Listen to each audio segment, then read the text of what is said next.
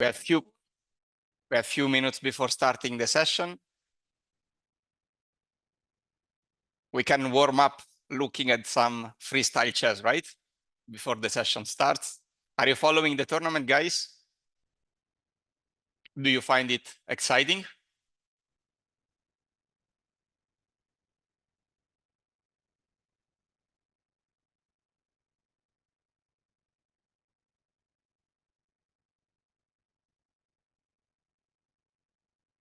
So Magnus already won his game. Levon as well. Alireza playing with 30 seconds as usual. Yeah, Sindarov is playing amazingly. Eh? How is he doing? Okay, let's remove the engine. He's struggling here, right? I mean, he's maybe not so much. He's a pawn down, but bishop pair. He should have good chances. But knights can be tricky, especially Icarus knights. Yeah, I was playing in the qualification part. He was playing amazingly. You are right, Adiraj. Let's see what Gukesh is doing. Okay, what a mess, guys. A king on c1. A knight on c5.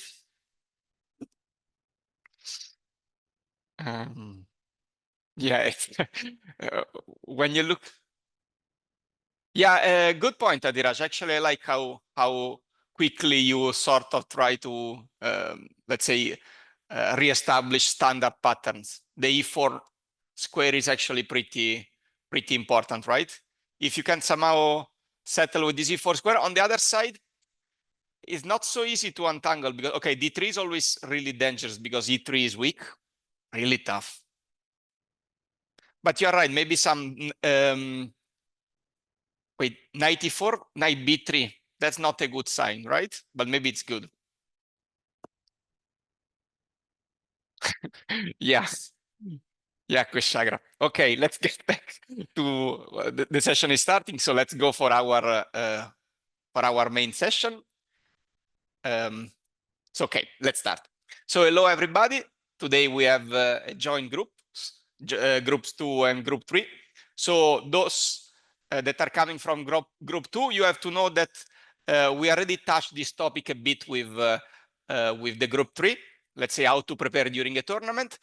But don't worry, we'll start from scratch. We'll look at some games that I consider relevant for this topic, and we can try as usual to train our decision-making process. Always remember that is not only the main topic of the lecture, but there are a lot of things that we can try to use to improve. Especially for those of you that know me, I will make you so many questions that, well, you will hate me at some point. So let's start. Which game am I going to show you? I'm going to show you a game of Vidit. Last time with the group 3, we actually checked another game of Vidit. For those that do not know it, I was the second of Vidit in few tournaments, and one of them was the Grand Swiss in 2023 that he managed to win with a great performance. So of course, it's easier to prepare Vidit because he's so strong that he can play whatever. This is something that I want to remember you. But in general, you also have to understand the situation of the tournament, the opponent, and so on. So maybe some of you might remember that he didn't start so well. He lost the first round, and then he started to win some games. He won against Niemann that we checked with the group 3, and now it's 10th round. And he's playing against Deac, a really strong player from Romania. And winning is super important, actually, because the only way to qualify for candidates, this is the last round against Predke. We'll have maybe a look at it as well. So this is the 10th round against Deac. And it was really important to win because I think only the first 2 places would have qualified for the candidates. And Esipenko was doing extremely well, and Naka was also there. So I remember that the night before the game, we were sort of deciding like, okay, Should you play solidly? Should you try to be a bit more aggressive? We didn't have clarity about the standing, but then he went to have dinner. And when he got back, he said, no, I want to try to win. I have to win. And okay, we'll see that, of course, the opening choice is affected by this desire to win. He was trying to get a complex game, both because he needed for the tournament, and also because it was perfect against the profile of the opponent. This is also something we'll discuss a lot about. When we become universal player and we are good to play positional play, dynamic play, whatever kind of chess, then we can try to adjust the openings according to the weaknesses of the opponent. At this level, it's tough to find weaknesses in such players, but you can still understand what they do prefer to play, which kind of position they do prefer to play, right? So let's have a look. Deak is playing e4. I'm selecting Vidit's games also because I'm, well, sort of involved, so I can sort of express the background of the games, how we prepared, what we prepared, and so on. And I think it's also interesting to see how top players try to manage their preparation. So BDT is usually playing E5, and he has a really solid repertoire there. But for the occasion, he wanted to try to win, so he tried Sicilian.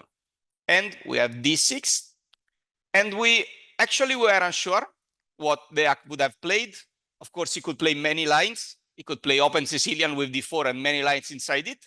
But we had the feeling that the opponent would have gone for bishop B5 because of his style. That's what I want to tell you guys. You can understand if you are speaking about, an aggressive player is more likely will go for something with open center, right? Bishop B5 is the positionally oriented version of the Sicilian. So Vidit is playing knight D7. Who is there any among you that is an expert of this line with white or black? Let's see. See many people, so I also can try to understand. Okay, Arnav, already see? Okay, SP Irish. It's the normal move, of course. There are many moves for white here, like many moves. He can try A4, he can try C4, he can try D4, he can try many moves. Okay, advice, short castle, knight C3, many moves. Everything is playable here. He can, oh wow, Thorsten, deep preparation. Also, this one is quite common. So let me say something. There is nothing wrong in bishop D7, but in general, in such position, it's a bit more difficult to get complexity, right? So we were really trying to get the position as complex as possible. Really, we wanted to get a lot of pieces on the board. And knight D7, it's sort of fitting this profile better. So Deak is playing D4. It was, even here, he was playing many moves. He was playing bishop A4, he was playing C4, short castle. Call you as you want, but we had this feeling the guy might play D4. So of course we paid some attention to many options, but D4 was one of the main ones we tried to cover during the preparation. So Vidit is taking, and white is taking by queen. Of course, taking on D4 by knight, guys. I don't want to speak too much about the opening, but in general, it feels a bit strange to take by knight because you get some sort of open Sicilian where the bishop on B5 is not really fitting well. So Deak plays queen D4, Vidit played A6, and now the old line was bishop D7. And okay, really interesting, bishop D7, and then white can decide to play with C4 or knight C3, but Deak had some games with bishop E2, which is a trendy way to approach the line. It feels a bit strange, right, to play bishop B5, bishop E2. Is there any of you that know this line? Again, from black side, white side, both of them.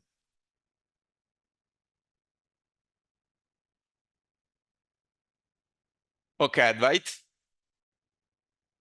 Yeah, what is the reason of this stuff? Oh, yes, Dev. Carson played also this one against Nepo. You are right? Correct. Fantastic. So what is the idea of bishop E2? Basically, white is claiming, yeah, I know that I lost a couple of tempi with bishop B5 and bishop E2. I agree with this, but what about your knight on D7? Are you really sure you can be happy of having a knight on d7? The bishop is closed, and usually the knight cannot go on c6 where he attacks the queen on d4. This way I get some stability in the center. I get some stability with my queen, and I can continue my development. Short castle, then deciding, maybe knight c3, maybe c4, according to the situation. A really positionally oriented line, and interesting for white if you want to actually check this one a bit more, or having some ideas from the white side. So black has many moves. I will make you a lot of questions, guys, but I want to avoid making you too many questions in the opening part, because it feels a bit irrelevant. This is something that you can try to study alone as well. So Vidit is developing the knight f6, knight c5 is also possible at white, of course. Short castle and e5. Okay. Chilias, this is really common, and the only drawback of white is that it doesn't have a clear and nice square for the queen, because ideally it would like to go to d3, but there is knight c5. So due to this reason, white is sort of shaky with his development, right? The queen on e3 is not really fitting well, but if you give white some, some tempi, it will slowly play c4, knight c3, rook d1, b3, bishop b2, and he will claim, well, I have a great grip on the center. Of course, we have to sort of try to be active and dynamic. So Vidit starts to play knight c5. The idea is forcing white to play knight c3. This way, white cannot really build up this Maroczy structure. Why play knight c3? Let me just tell you guys, this was all our preparation, so nothing new, nothing impressive. We are expecting all this. Vidit continues his development, bishop e7, rook d1 coming. The bishop can go to e6, guys, but he can also go to d7, which is a really concrete way of approaching the position. We want to put the bishop on c6 and forcing white to defend it in an awkward way. Yeah, Nepo actually allowed c4 and lost, not because, of course, of the opening, but because of the opponent, because Magnus is simply too strong in general, and especially in such position when he is squeezing you strategically, it becomes really tough. So all preparation, guys. White is playing a4, black castles, and white starts this regroup, knight d2. So what does he want to do, guys? He wants to play knight e4, knight c4, sorry. So we play bishop c6, still preparation, and b4. Now, we don't have many squares for the... Oh, true. Actually, SP Irish, let me say something. I didn't pay attention to this. White was also threatening knight e5. That's the reason why we have to start with bishop d7 rather than short castle. Good element. Also, let me tell you something, guys, because it's not only top level preparation. Such kind of elements actually might really help us to remember what we are supposed to do. Because if we do it too quickly, the way I was doing, you might actually end up mixing the move orders. Like you are in the game and you say, well, okay, I have to play short castle, bishop d7, bishop c6 in some order. If it's a good day and you are quite careful, well, you will end up noticing knight e5. But if you are trying to remember too much such things, you can actually end up making a disaster. I remember that, well, I don't know if Surya did it with you as well, but I remember an old session of Surya, which was a masterpiece. And the topic of the session was half remembering, half calculating. And he was actually claiming that there is this moment in the opening where we, half try to remember what our file was saying and half calculating. Say, yeah, I think my line was short castle and then something like this. But then you are really trying to push hard to justify what you want to do. So when you don't remember such things, just stop trying to remember. Just think yourself. Actually, Thorsten is way more common than that what you might think. And okay, even top players, they can spend 3-4 hours rechecking lines and still mixing it up.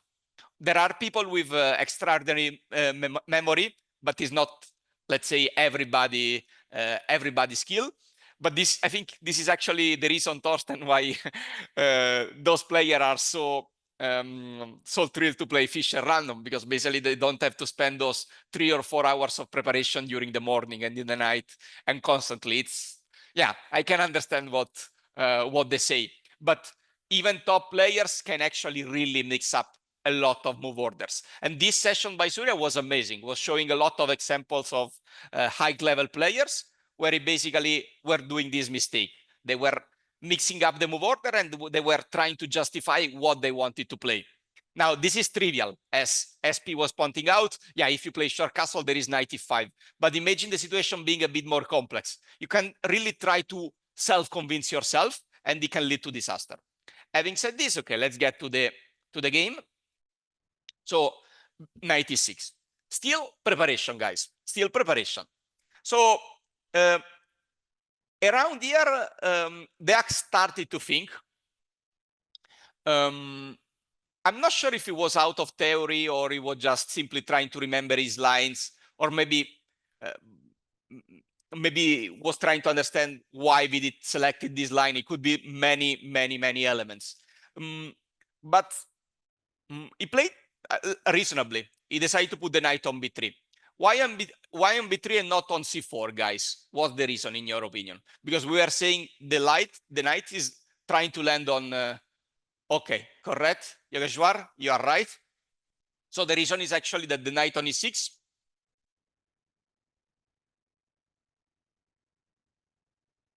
It could be actually, but this knight d4 is coming. Not, I mean, knight f4 is also possible, but knight d4 here is actually getting a tempo, and it can really be annoying, because I don't know how white is supposed to defend the pawn. How would you try to defend the pawn after knight d4? Or seeing some bishop d3, right? What happens after bishop d3, guys? I don't know, I have to think myself.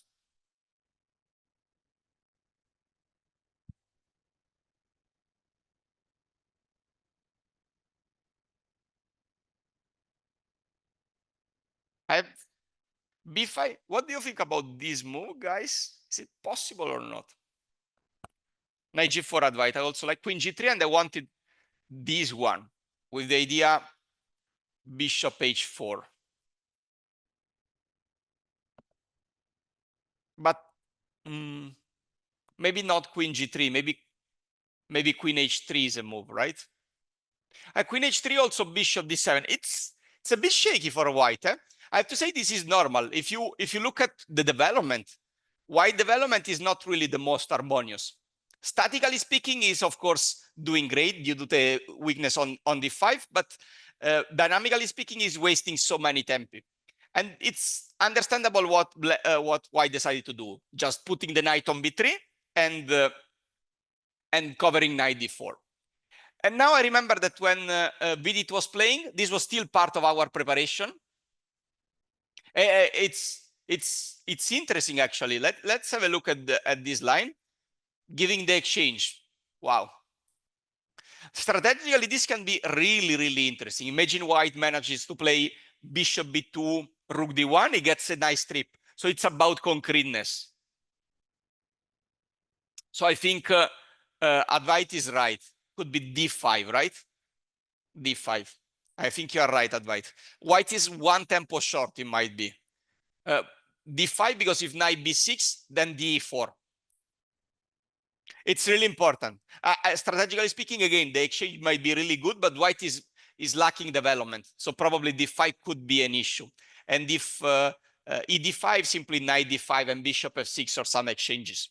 But good point. It could easily be that, you know, during the game you are thinking this element. So I'm getting a good question, and it's Matreya is asking, how did you know that Deak would not play open Sicilian? And actually, you don't know. This is the real issue we're speaking about. Like, if you are sure that Deak is only playing something like this, well, life is really easy. But you only see a little part of what is in the background. Like, you can claim, well, Vidit was prepared here, right? But imagine how much he was supposed to prepare all the open Sicilian, all this kind of stuff. That's the reason, guys, why in general, the hard work should be done outside of the tournament. Doing something like this during the tournament, even for, you know, a top player like Vidit, that also has someone that is helping him, which is obviously good, is really tough. how can you prepare the Open Sicilian in one day? The most of the work is done outside of the tournament. Then there are some preferences, like you can play Berlin as bid it. You might have Najdorf, but you cannot really prepare something like this during a tournament because there are too many lines. What I suggest, and I agree with this, you can basically during the preparation bet on few lines. For example, you are playing.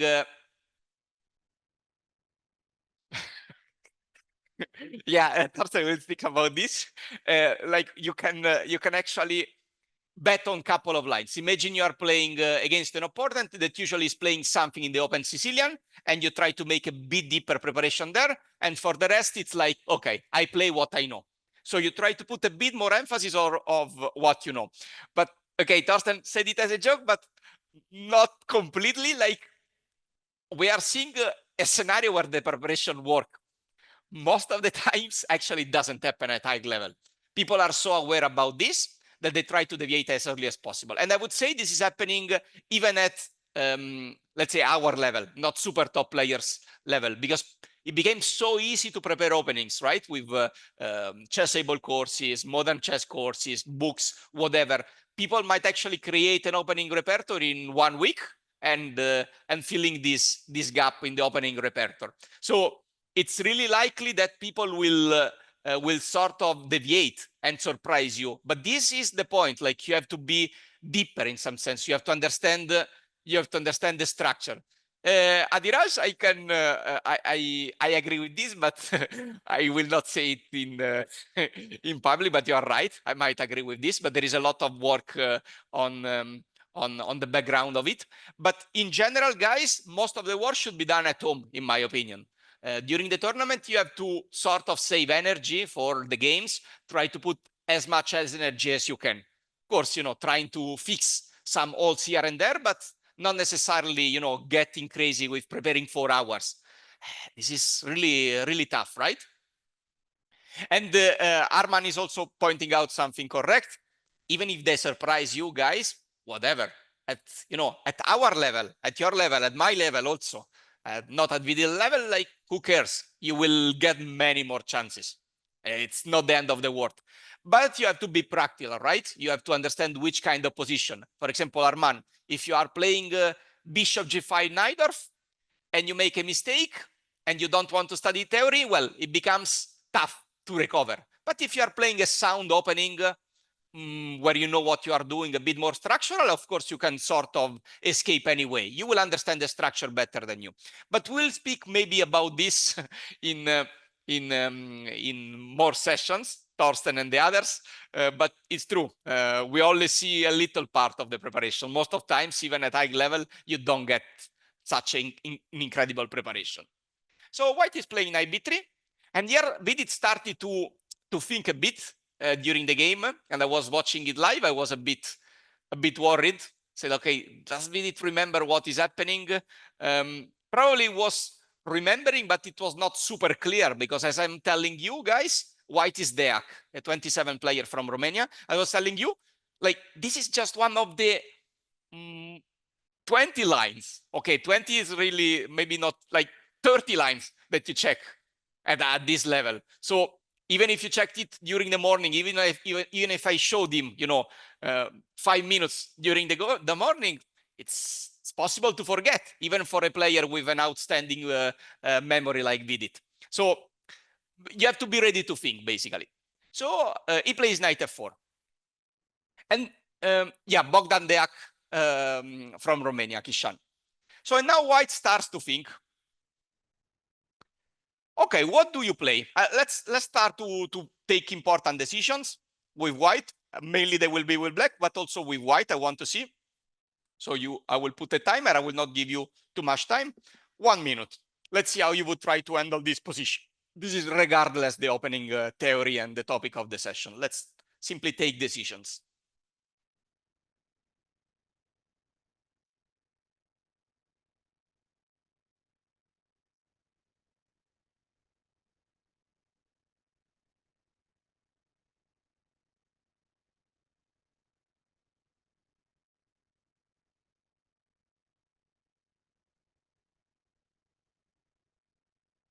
Okay, Hannah.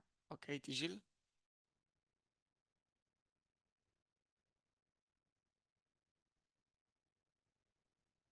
Getting many interesting answers.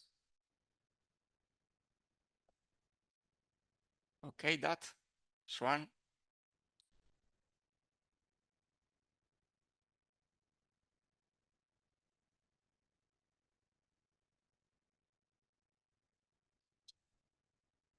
Okay. Yeah, many answers I'm getting and really reasonable. Many of you are giving super reasonable answers. So my first question, and I'm not entirely sure myself about it, is do you want to give this bishop? Like, are you ready to play something bishop b2, bishop a3, and give up the bishop on e2? I'm not sure that white wants to do something like this, guys, because in general, the white squares might become extremely weak, especially connected with this before. Like before, it was really committal. So playing something like bishop b2, bishop a3 is possible, but I would be really worried of giving, this one. Uh, g3 was also suggested, but okay, g3 I can take on e2 on a better version. I think the candidates are actually either bishop f3 or bishop f1, the main candidates. I got the suggestion by many of you, bishop f1, because after bishop f1, we are actually threatening f3, g3, and we try to kick out the knight. But bishop f3 is also reasonable. And I was checking actually my the file of the preparation for Vidit when preparing this session for you, and I just consider bishop f1 for him. Like we only checked bishop f1 with the idea of g3. And one of the moves was, actually, I suggested him a couple of moves. One was bishop d7, which you might understand, actually, guys. The idea is that after g3, you can sort of go to h3. So you are indirectly giving stability to knight on f4. And the other one was queen c8 with the same idea. You know, if you play g3, then you can play knight h3. On the other side, someone is pointing out something interesting. Black's idea in the long term might actually be d5. So why don't I put the bishop on f3? And it's true that it's blocked, as Ardana is pointing out, but in the long term, I'm avoiding d5 forever. And then, okay, I can sort of regroup my pieces. Maybe I can play bishop b2, bishop a3, as some of you are suggesting, and then we think. And I think this can be considered the first moment when Vidit is thinking in this game. We are at move number 15. Probably his memory of what I showed him in the morning is really blurry. I mean, how can you remember among 30 lines if here I was mentioning bishop f1 or bishop f3? And here he told me, like, he started to think. He was really blurry, like he started to think. He tried to forget what we checked because he couldn't really remember. It was like maybe 10 seconds of X hour of preparation. He started to think. So here is the most important element, guys, for all of us. At some point, whatever good our preparation is, it will finish. And if we don't understand the structure, if we don't understand the position, well, all the effort of preparing and trying to get, some good position is completely useless. So this is actually the most important moment of the game, because they say that the first move after the preparation is the most delicate. Because, okay, you are a bit lazy, maybe you are not really in the game, maybe you want to bring the position back to what you know. So you are not really thinking cleanly and clearly in such moments. So let's see what you would do with black. I will give you 1 minute. Again, not much time, because I have many other questions that I want to show you.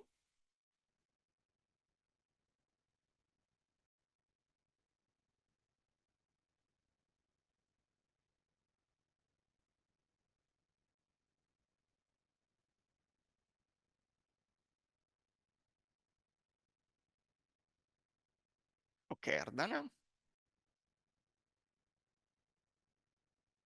Why Matreya? Interesting.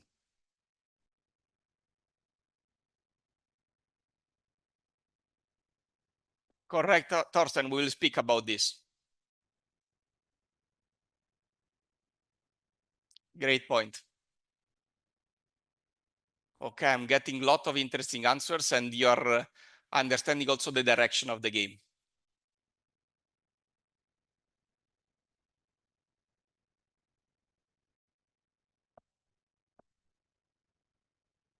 Okay, okay. Many interesting directions, guys. I like this. So let me remind this, because I think Torsten was making an important comment to what I was saying. Trying to remember, trying to bring the game back to what you are supposed to do normally is actually a recipe for disaster.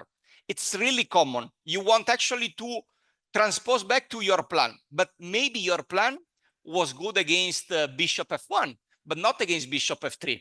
So this is the moment when you actually you have to forget of what you checked. You really have to try to think yourself. And this comes back to what Surya was mentioning us. Half remembering and half calculating is not working. Either you remember completely and you know completely, or you calculate. And I know that it's tougher to say than to do, because it's in the human nature. I mean, we really want to transpose back to something that we know, but we have to make this conscious effort. Otherwise, during the game, it might really lead to disaster. So I got many questions. I got many questions and many answers, actually. Even in the chat, I got some interesting questions, and we'll answer to them slowly. There is no yeah, because here there are so many possibilities. So actually, I cannot say that your suggestions are bad at all. Someone suggested queen d7, someone queen c8, someone rook c8, someone g5. Lot of moves. Bishop d7, knight d7. It's the one that I like a bit less, but it's also possible. Definitely possible. How do we approach this position with so many choices? First of all, I think we have to be practical. The game is not going to be decided here, guys. It's not this single move that actually is deciding the game. So when you have so many choices, try to find the balance. You cannot really calculate so much here. Try to understand how you want to approach the game. And here it comes the second element that I want to tell you. The approach you have before the game many times is also affecting the way you approach the game itself. So what did we say about this game? Vidit is willing to win. I don't want to say he's desperate to win, but kind of, because without winning this game, he would have not qualified for the candidates. And these opening choices, his preparation with me, all reflected this kind of thinking process. So this can be both good and bad, because you can lose objectivity. If you want to win desperately, guys, you can lose objectivity. You can go extremely extreme and end up losing because you just overdo it. So it's really important to find this sort of balance, but it doesn't mean you have to change your approach completely. You can still attack. And Vidit came up with a concept that this time, compared to Niemann game that we saw the last time, I really didn't mention. So why I didn't mention this? Because in our preparation, we just saw bishop f1. And the preparation was bishop d7, queen c8, something like this. With the bishop on f3, the position is changing completely. And this is like what shows that he's a champion. He's not trying to remember. He's not trying to bring the position back to what he knows. He's thinking the position with his brain. He understands that the bishop on f3 is badly placed. How can he try to take advantage of it? He plays first queen c8, but we'll get back to this. So he's maybe trying some knight g4 sometimes, some queen e6, maybe looking at the knight, the hanging knight. White plays rook b1, try to prepare b5, and now he goes a move that many of you suggested, g5. And this is like champion attitude. Despite knowing 15 moves, and maybe in his mind still thinking, maybe we even checked this morning, he doesn't care. He's thinking with his brain. He understands that the bishop of f3 has this drawback. g5 might come. And this approaching it with the idea of trying to win at all costs, but without burning bridges, right? g5 is sort of weakening, but with such a close position, he can afford doing something like this. And Deak probably felt a bit uncomfortable here, but still, he makes a reasonable move. He puts the bishop on d2. Why not on b2? Because in general, he wants to keep the bishop on this diagonal, annoying the knight. And also on b2 is not that helpful for b5. Now with bd goes g4, bishop e2. And maybe some of you might remember this moment, but I want to give you the chance anyway. I will give you a couple of minutes. What did bd play here?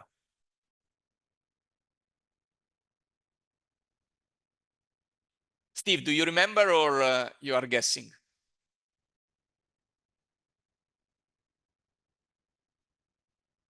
Okay, because you are super fast.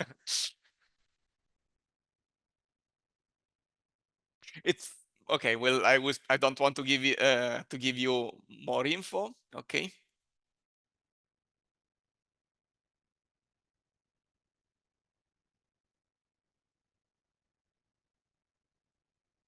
Okay, Abhinav, sort of good intuition. You can try to improve this. Same to that.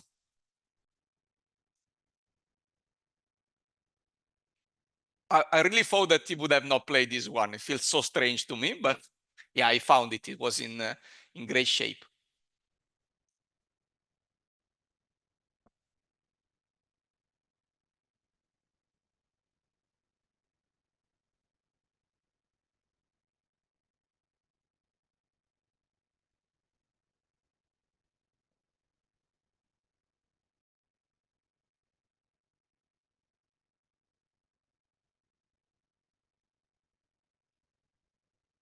All reasonable move, guys, but we'll say something about it.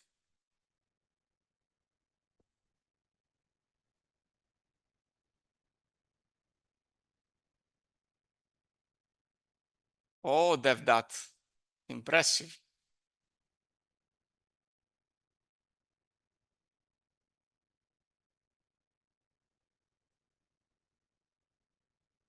Yeah, I think it's really unexpected. Okay, I got a lot of interesting answers, guys. So in general, black has many approaches. If you give me the position, let's say, without knowing what is happening, probably I would consider something like king h8 that I got a suggestion by many of you. It really feels like a good constructive move. You play king h8, you remove the king from a weak square, maybe you can get rook g8, and then, okay, deciding you can try to make g3 work with h5, h4, but still, it's going to be useful. In many lines, you can even sacrifice the knight, like king h8, rook g8, after g3, and after gf4. Okay, I will make some arrows so you can understand. You can even consider such kind of stuff when you play g3. You sacrifice, and then you get all the pieces in. And okay, I will tell you guys, in general, when Vidit was playing, I was always trying to not to use the engine, but I rarely managed because I was too emotional. I was too, especially when we were getting the preparation. It was really tough for me to resist to the temptation of checking with the engine if it was doing good or not. So I'm not entirely objective here because I was checking this position with the engine. I know I shouldn't do because you became lazy doing something like this, but emotions sometimes take take the lead. So I saw the machine was suggesting this move. What? What is this? Steve suggested because he remembers the game, and that also suggested this. Like, what is this? What is the idea? I was a bit shocked, actually, when I saw this.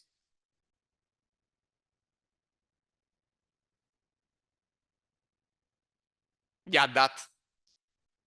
No, Rishi, you have something better? Yeah, Hannah? Yeah, Dimat? Yeah, guys, it's incredible.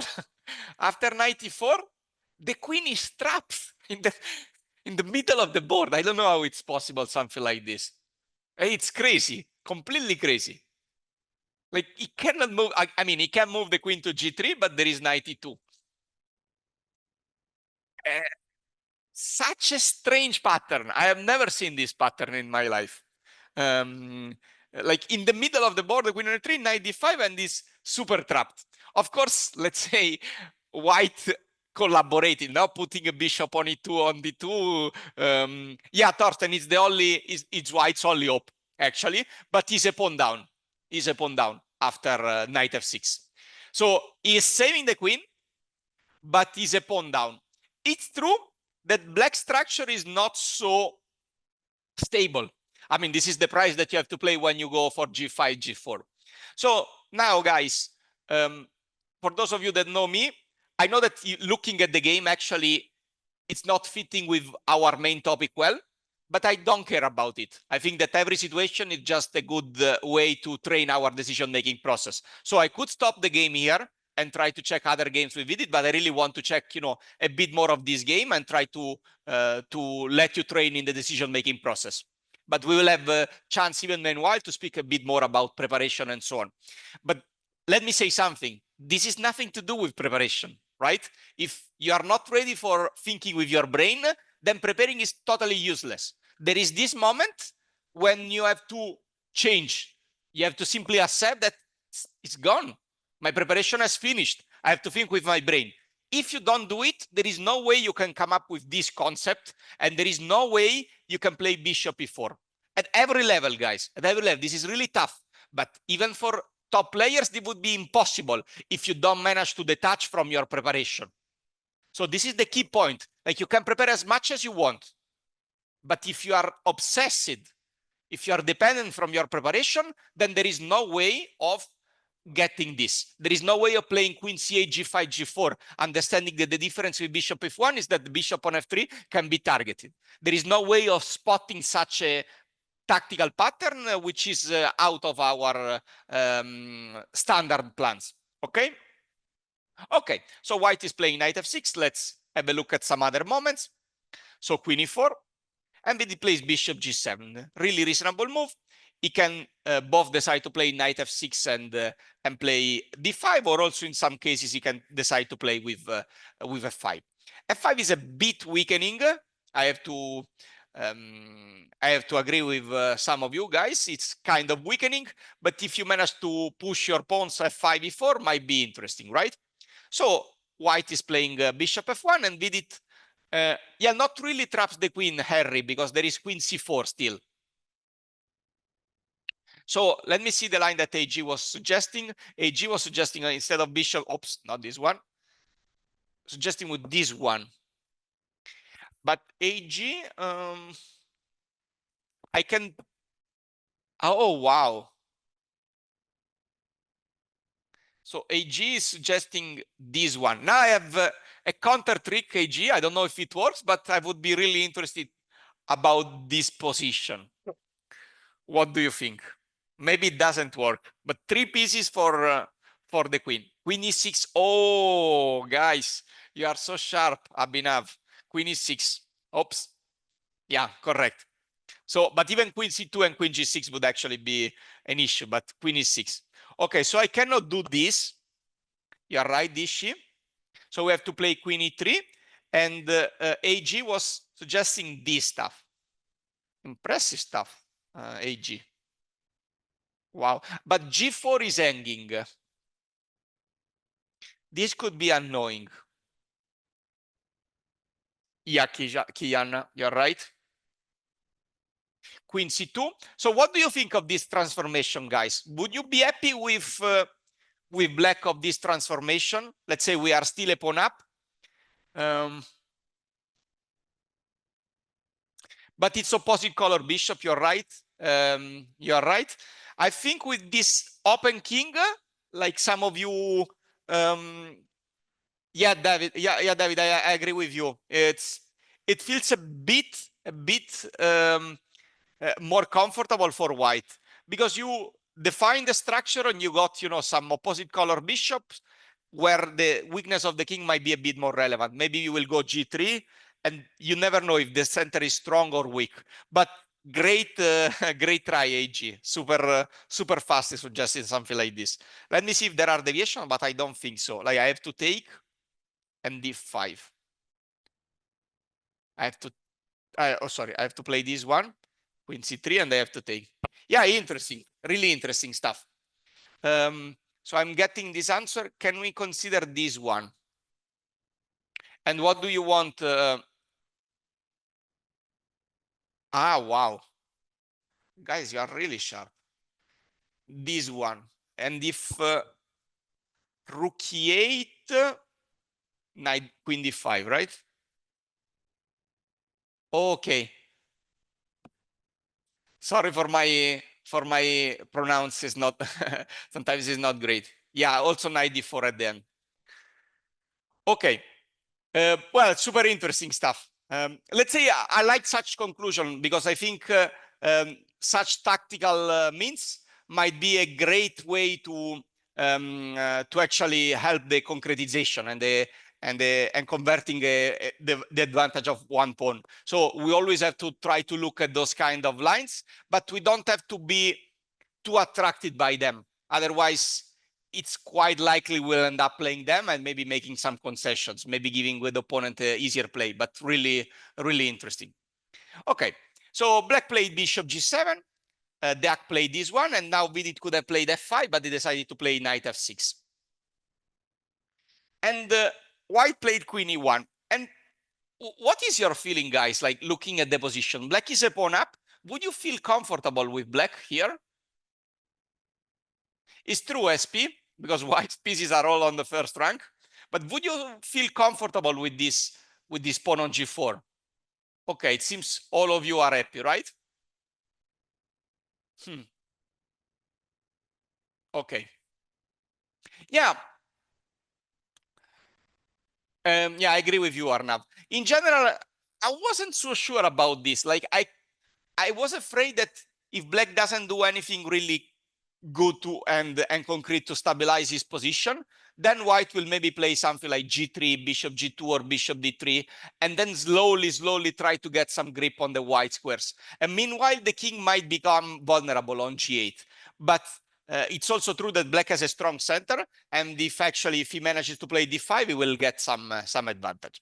So Bidit decide to make a change of structure. He could have actually kept the status quo with something like this. There is nothing wrong in something like this. He decides to take the pawn on c2, and after knight a5, he decides to give this pawn, because this is the price that you have to play for queen c2. I think it's correct overall. So the idea is that now it's not easy to defend this pawn. I have one doubt, guys. What happens after rook d8? Rook d8, the idea is probably taking on f4 and bishop d3, right? Or even taking on d6. Even taking on d6. Yeah, you're right.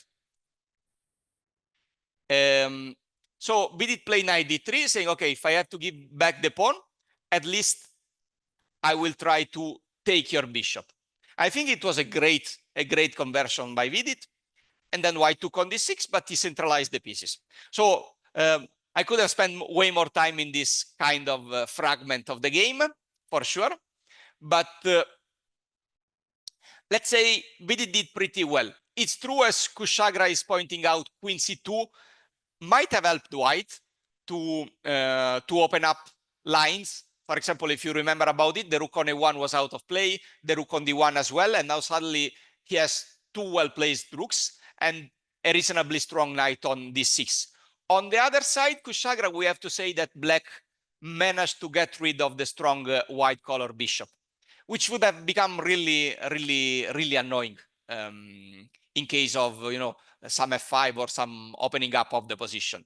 So probably both players were happier. I mean, Vidit was a bit more happy because he was a pawn up, I guess. But considering how the game went, I think the Ak here started to feel like, well, I get some play at least. Okay, I want to see. Yeah, let's test this just out of curiosity. Again, this is not related with our main topic, but what would you play with white?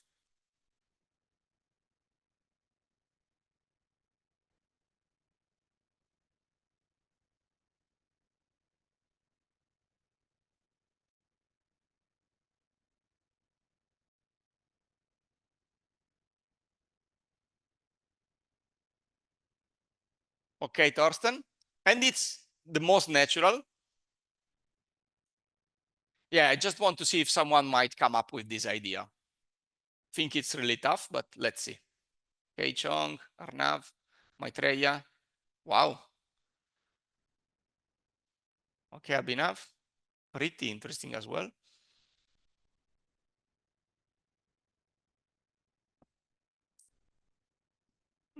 Okay, David. Wow, Steve. Wow. Oh, Kiana, really impressive. Really tough. Okay, so I got a suggestion by many of you, bishop h6, which I think is not working because the rook is hanging at the end, right? This is the problem. Otherwise, it would be good, no? To let's say you get some queen h6, rook d5, or I guess queen d6. The idea was some rook c5. Really, wow! I find it really fascinating. Like the most natural move for me is like knight c4. You put the knight on c4, you attack on e5, and you remove it from being hanging. On the other side, it's a pity because the knight on d6 was super good. And some of you suggested rook c5. Also, Steve, did you remember this one as well, or you guessed this one this time? But I found it really, really tough. What is the idea? The idea is to undermine this knight, and if queen d6. Oh, fantastic, Steve. Okay, Kian, fantastic. How do we play? Because I think it's important to select the right. Probably not. Probably not. Probably many squares. Yeah, actually, I don't know. I thought there were many. I thought there was one square. Probably it's many of them, right? You can go to c1, you can go to e3, you can go to g5. Yeah, probably I would like to have it to e3, but only because it was what I analyzed, and it feels a bit more active than c1. But someone might claim maybe, the bishop can be relocated on b2. Honestly, I would still feel a bit afraid of something like this, but I guess that white's structure is even better, right? If you play g3, king g2, and with such a weak king, it's really unlikely in those positions to really believe you can do something with the rooks. I mean, in such position, if you have a pawn on g6, is a nightmare for white, because you will double the rook, you will create some coordination, maybe f5, e4, or whatever. With a pawn on g4, the king is always going to become really weak. And if the king is weak, you cannot really leave the position easily, right? Yeah, also bishop g5 actually probably is possible. You are right. Yeah, definitely possible. No, bishop g5. Bishop c3. Probably all of them are possible. Maybe bishop c3 is even the most active to try to put pressure here. Why not bishop e3 right away? Someone is asking. And it's a good question.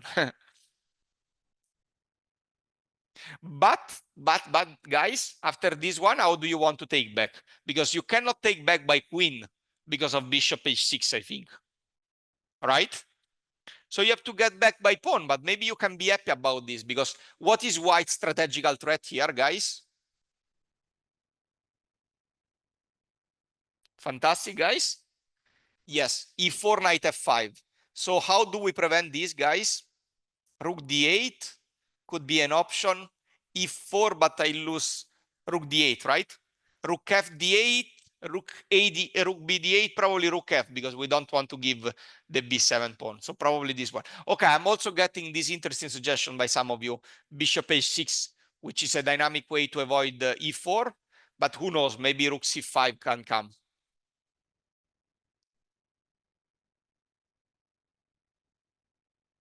Yes, maybe enough, but but there is okay. Let's see. This one feels a bit too much to me, because the problem of such position that in general, if there are so many open files, the rooks are better than the knight. But you can claim that the knight is pretty strong. So yeah, debatable. I think I can take on c1 and maybe rook d8, something like this. The rook should be a bit better. But okay, really tough. And you need a lot of alertness to understand that rook c5 is so good. In training, I'm telling you, this is a critical moment. So the most natural move, knight c4, maybe it's rolled out by some of you. But if I would have not asked, probably most of you would have played knight c4, I guess. Okay, so why play knight c4? Vidit played rook e8, and now I play g3. Just a little luft for the king is always useful, and also avoiding some incursion on f4. So Vidit played rook bd8, and Deak tried to create some counterplay on the other side. Okay, I will do the next part a bit more quickly, but I will still test you in a couple of moments. I want to show you another game after this one. So, you know, guys, I'm always super slow. So I'm trying to improve a bit my time management during the sessions. So BD play queen e6, pretty reasonable, good move. Like h5 is an alternative, but this feels really compacting, right? You keep defending the knight on d5, you defend the pawn on e5, you defend the pawn on g4, and maybe in some scenario you can start to push on h5 and so on. So we need to buy Deak.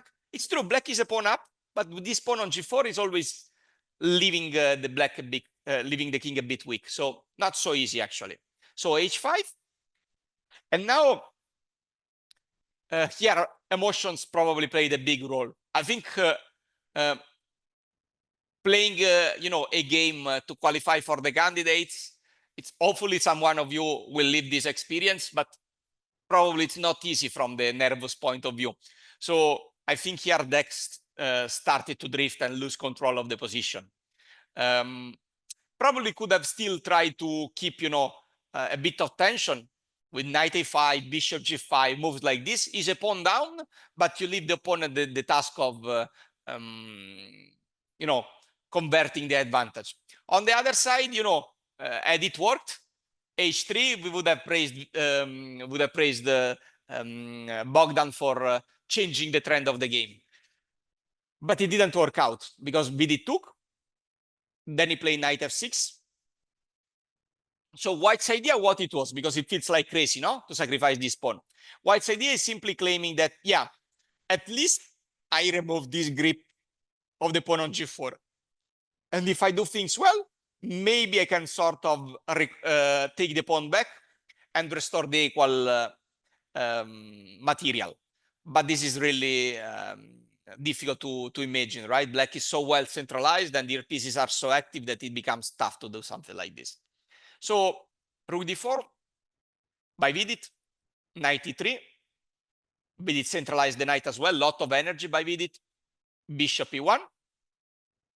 And now Vidit plays knight g5, both defending the pawn, which might become weak, and also, you know, having a look at the f3 square that might become extremely weak. So Deak played king f1, rook d8, and queen h5. And this is the last move of this game that I want to ask you, and then we'll see another one. What would you play with black? This is about conversion. What would you try to do? I would not even put the timer this time. I want to see if it's normal for many of you.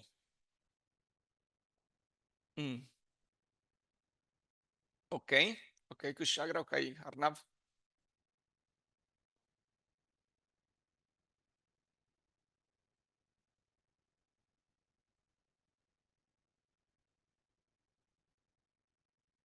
Okay, Steve, also pretty interesting actually.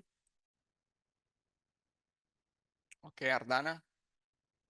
Yeah, a lot of moves actually for black. For black. Yeah, Thorsten, experience.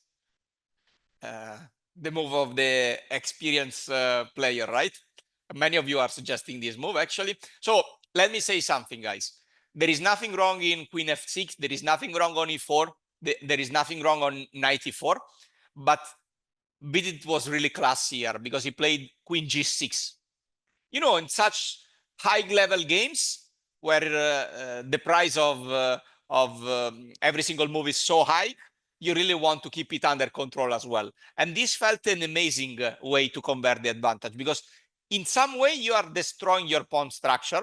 You are losing this sort of central expansion. But the idea is that in the end game, you will most likely manage to put a knight on f3 and you will lock the king. And indeed, this is what happened. And White didn't really manage to react. The game went bishop a5, rook f8, rook d4, ed4, knight g4, and knight f3. And now this kind of complex is blocking the king on h1. And of course, let's not forget about the pawn on d4. which will probably approach d2, and it's a pawn up. So it's not only a pawn up, it's a king up, as they say, no, in such position. Black is playing with the king up, and well, it might be useful. Yeah, correct. SP Irish. White play knight h2, and now Vidit could have taken and rook f2. It's good, but he decided to be even more concrete. He attacked this one, and after f4, knight d3. Really strange way, but he wants to go knight f2 and d3. And yeah, actually the concretization was amazing. Rook f5. Now he attacked the other target on b5. But yeah, you know, guys, it's easier when all your pieces are well placed and white has a king on h1, a knight on h2.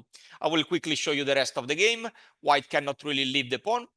And then Vidit gave a check and knight e4, attacking the other weakness. White went bishop e1, and finally Vidit played rook c5 to enter on c2 and annoy the king. Knight f3, rook c2. Poor Bogdan could just wait. Rook e2 to play d3, d2.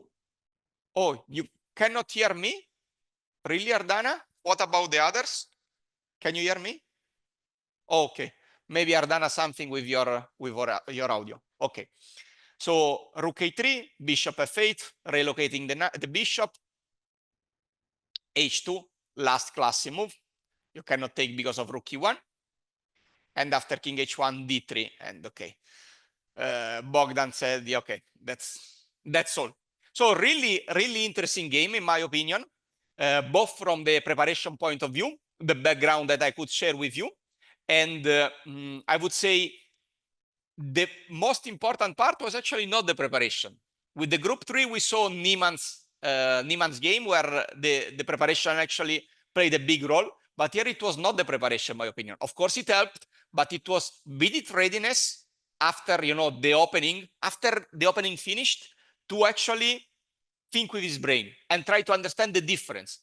Having the bishop on f3 is actually helping black to play g5, g4. Just forget of what you checked and think with your brain. You already got a great development. There is no need to go so deep. So, guys, I know that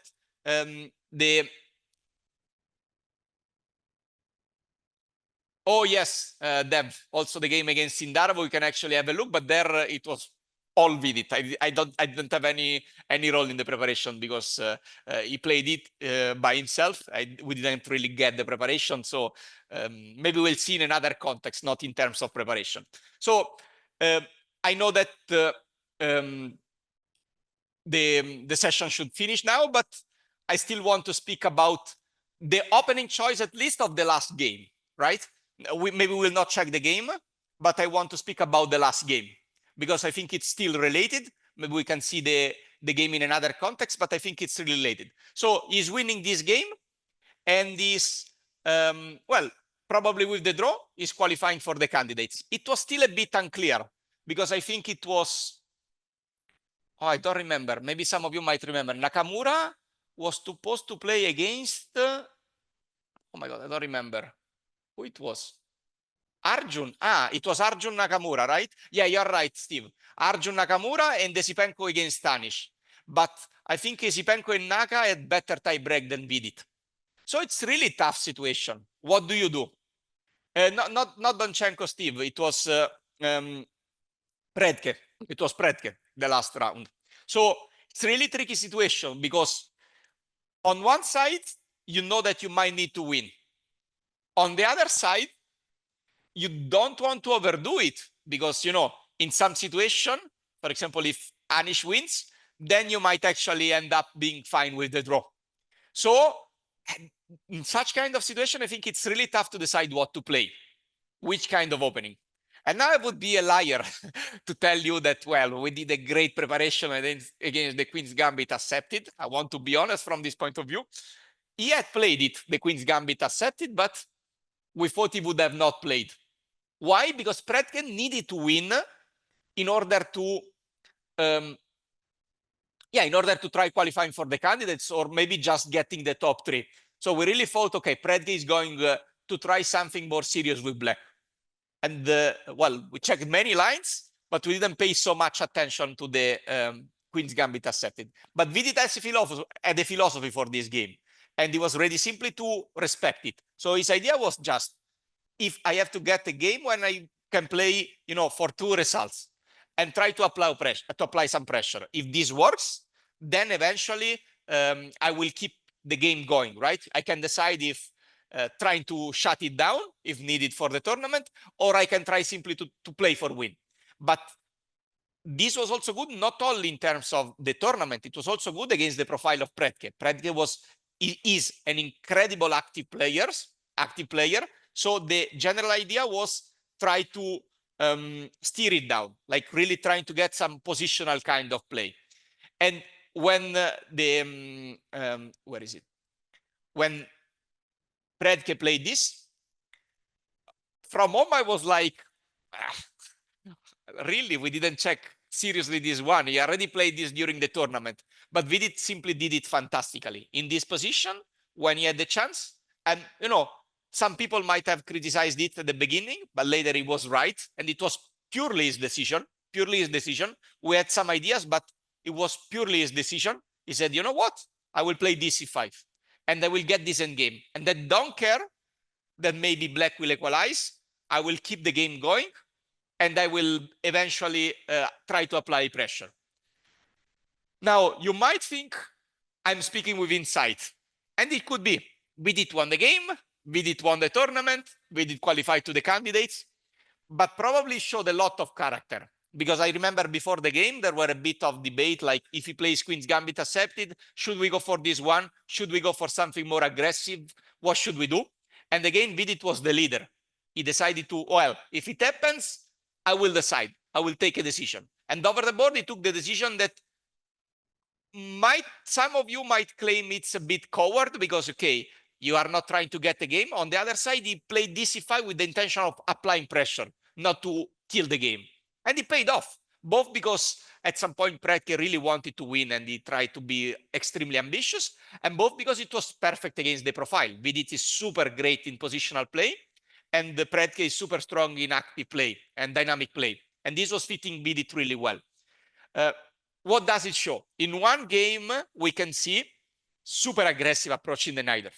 In the other game, we see the super positional approach in the Queen's Gambit accepted. What does it mean? That to have this kind of attitude towards the opening, there is only one chance. You become a universal player. And this, we have to start to do it right now. It's not like, okay, when I will become Grandmaster, like you have to become universal player. You have to become good in positional play. You have to try to work in every single area. If you leave something behind, then you will not be able to have this sort of versatility, right? You cannot really play DC5 if you are not good in endgames. You cannot play DC5 if you are not good in positional play. So it's really important that you make a full work. No, actually, Torsten, I was like claiming he will not play. I was the one. I was claiming like he will not play QGA. In my opinion, I was like, okay, he will play King's Indian, Nimzo Indian. I think he was playing some bogo stuff, lot of stuff like this in general. And I don't know, for me, it was like, he has to play it. Like you are playing the last round to get a fantastic place in Grand Swiss, he will try to win. But he kind of used, in my opinion, reverse psychology. He was like, well, I play solidly. I think I play solidly. Vidit is the one that has to win. So he will be the one pushing. So in my opinion, I didn't expect Vidit for going DC5. And this affected him. So many times when we speak about such elements, I don't know, Torsten, I don't know, Kushagra, we play it, maybe we speak with insight, right? But yeah, it worked out well. It simply worked out well. And we can just praise Vidit for his psychology attitude. But in general, I want simply to praise Vidit attitude over the board, because this is not coming from the preparation. This is coming of readiness to accept the challenge, right? To play solidly or positionally. So Kushagra, you are making a great question, and this comes about the topic. So we can dedicate the last part of the session if you want to some question. I can try to give you my opinion. It's not low, but it's just, you know, my personal opinion. So Kushagra is making a big, is asking something interesting. If you want to play for win, should we have attacking opening or attacking middle game, or just wait for your opponent to make an accuracy? It's a big debate, actually, Kushagra. I think that in general, it also depends on your opponent. If you are playing someone that is really strong and solid, maybe you have to do something at some point. But if you are good at applying pressure, getting an equal position doesn't mean that it's a draw. You will still manage to create some problem, especially if there is a lot of tension over the board and your opponent is desperate. Your opponent is desperate to make draw, then he can really, you know, play desperately for getting the draw, and this can backfire. There is this famous case, but it's not the only one, of, okay, I'm sure, I know my Surya probably showed the short Gurevich game a lot. White needed a draw, so he decided to take on d5, and he got simply outplayed from the structure because he was not ready to get a battle. So in general, I think Kushagra, it's good to have, you know, double kind of repertoire, something a bit more aggressive, a bit more attacking, and something solid. But doesn't mean that if we want to win at all costs, we have to go aggressive. You just have to keep the tension. This is the point. Not about it's keeping the tension. Even in this position, you can keep the tension, not giving easy moves. Yeah, Arman is asking something important.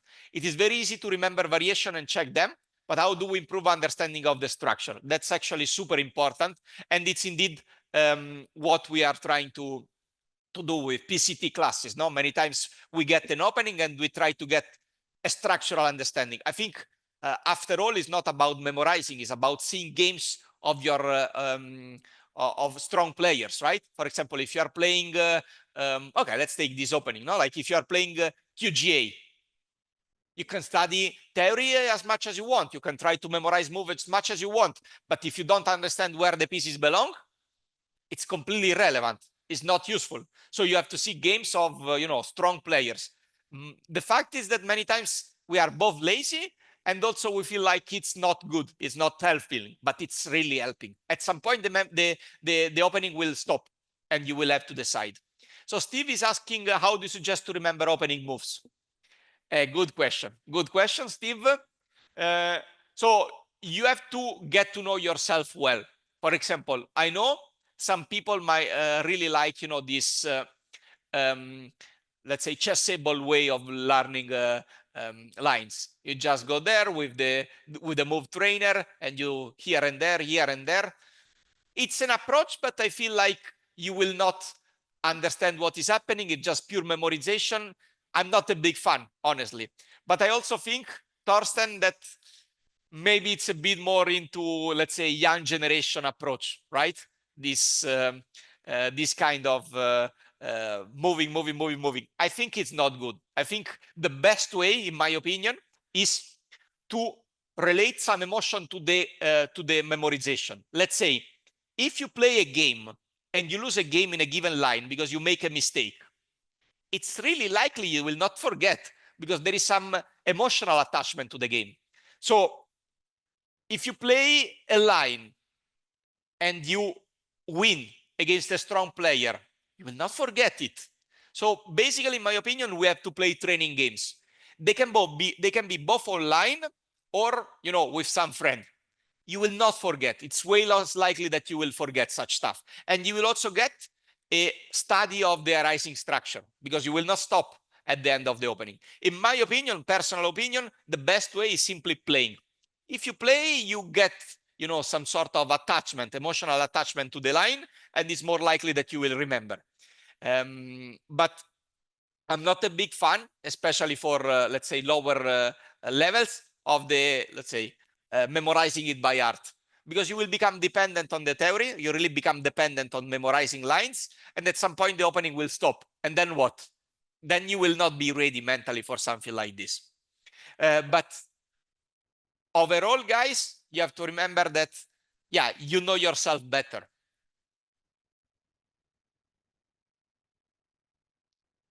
Yes, that's actually great, Thorsten. I agree a lot. So people, um, uh, people actually are really attached to their to the game that they win. So, for example, if you are winning, you know, if you have a great score with one line, it's really likely that people will repeat because they have emotional attachment, exactly what I was telling you. So you can expect those kind of stuff. And the same happens, yeah, actually I think it happens for both young and old player, for all of us. But it's possible that young players are a bit less attached to defeats, to winning games. Arnav actually is asking, what do I think of understanding series of modern chess? So Arnav, I'm a big fan of this kind of series. I think actually in the long term, they are really way more productive than memorizing lines by heart with, you know, move trainer kind of stuff like this. They actually help you to really understand a lot the structure. But many times, unfortunately, we are too attached to simply memorizing. There are so many things to do in chess that we want the, you know, the exact, the concrete element, saying, okay, I studied the opening, but studying the structure, especially for some structure, is even more important. So guys, well, I hope I inspired you with this session. As usual, again, I want to repeat, it's not only about opening, it's about your readiness over the board. All the rest becomes completely irrelevant. And as usual, I try to use this occasion also to help you train your decision-making process in concretization, tactical vision, and so on. But in particular, to try to give you a bit of background of, you know, how a super top player like Vidit is preparing. It doesn't mean we have to repeat this, because we have to understand what is better for us, but it might simply make you reflect that even at high level, there are some kind of mistakes we do in preparation and some things that are effective. Okay, guys, we'll see. Maybe we can touch this topic a bit more. Maybe we can touch this game a bit more in the future. I just hope I gave you some nice insight and inspired you. So thank you, guys. Thank you, Torsten. Thank you, everybody. Thank you, David. Thank you, everybody. And see you soon.